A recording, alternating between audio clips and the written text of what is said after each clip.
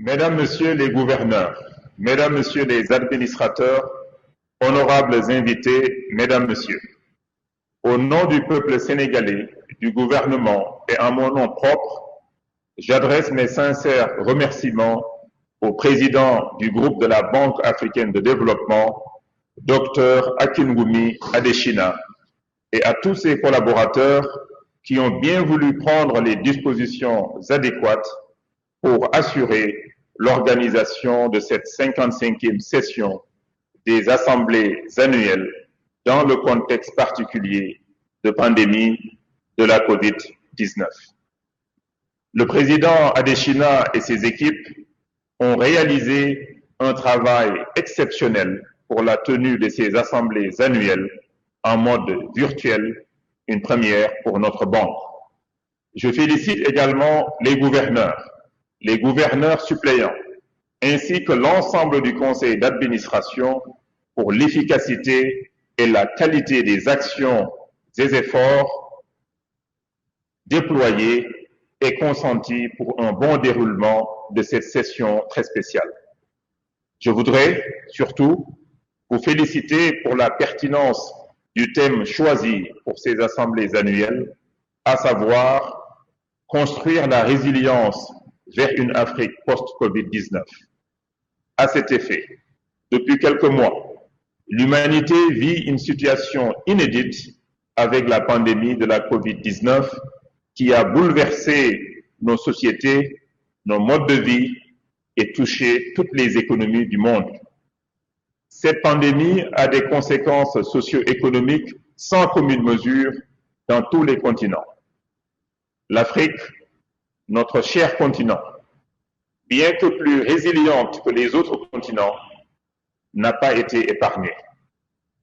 Elle est confrontée à une crise sanitaire et économique sans précédent qui menace de freiner la dynamique de la région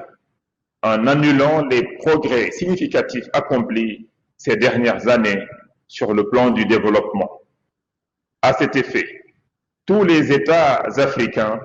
à l'instar des autres pays, se sont mobilisés avec leurs partenaires pour endiguer la pandémie et atténuer les conséquences de cette crise. Au Sénégal, pour neutraliser les effets négatifs de la pandémie sur l'économie et la vie des populations, Son Excellence Macky Sall, président de la République, a mis en place le programme de résilience économique et sociale d'un montant de 1 000 milliards de francs CFA, soit 7% du PIB, avec une contribution notable de la Banque africaine de développement à travers sa facilité de réponse rapide. Ce programme est décliné en 4 piliers. Premièrement, le soutien au secteur de la santé. Deuxièmement, le renforcement de la résilience sociale des populations et de la diaspora. Troisièmement, la préservation de la stabilité macroéconomique et financière pour le soutien du secteur privé et le maintien des emplois. Quatrièmement, l'approvisionnement régulier du pays en hydrocarbures ainsi qu'en produits médicaux et pharmaceutiques, mais aussi en denrées de première nécessité. La croissance économique, prévue à 1,1% en 2020, sera essentiellement portée par les mesures incitatives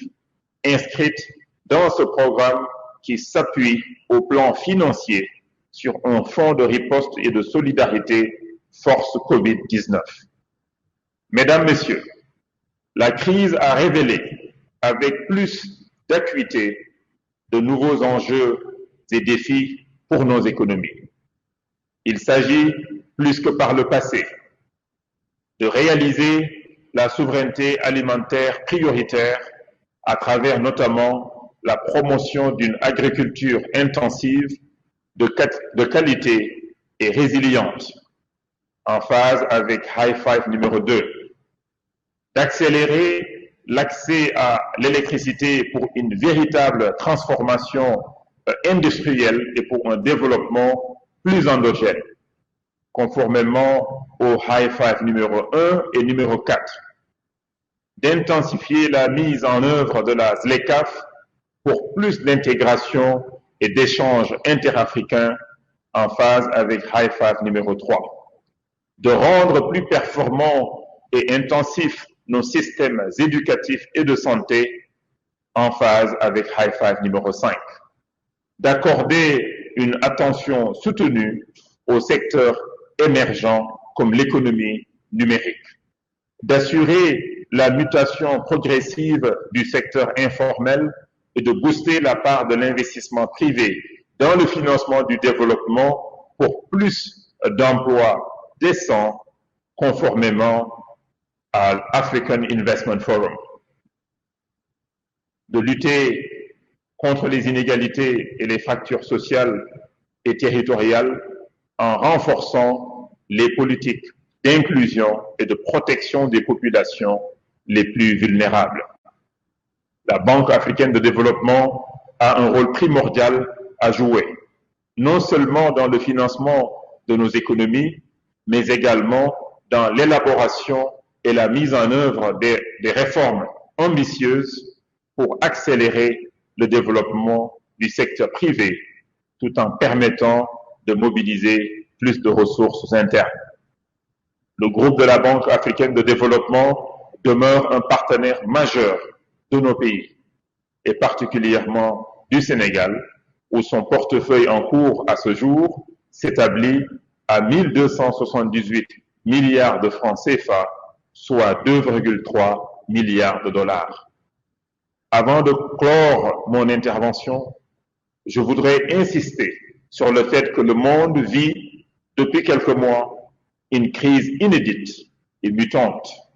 qui va entraîner des changements de paradigme et des transformations profondes dans les procédures et processus décisionnels. Notre banque, comme toujours, doit être pour le pays du continent à la pointe de l'innovation et de la transformation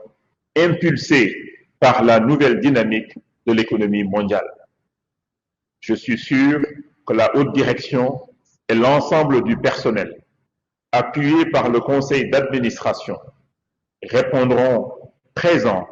à ce grand rendez-vous de l'espoir pour consolider la résilience et accélérer le développement global de l'Afrique. Mesdames, Messieurs les gouverneurs, Mesdames, Messieurs les administrateurs, honorables invités, Mesdames, Messieurs, je suis persuadé que, grâce à la mobilisation de toutes ces compétences durant les 5 prochaines années, le groupe de la Banque africaine de développement saura accélérer la mise en œuvre des High Five, qui sont plus que jamais incontournables pour construire la résilience vers une Afrique post-Covid-19 prête à relever les nouveaux défis de son développement. Je vous remercie.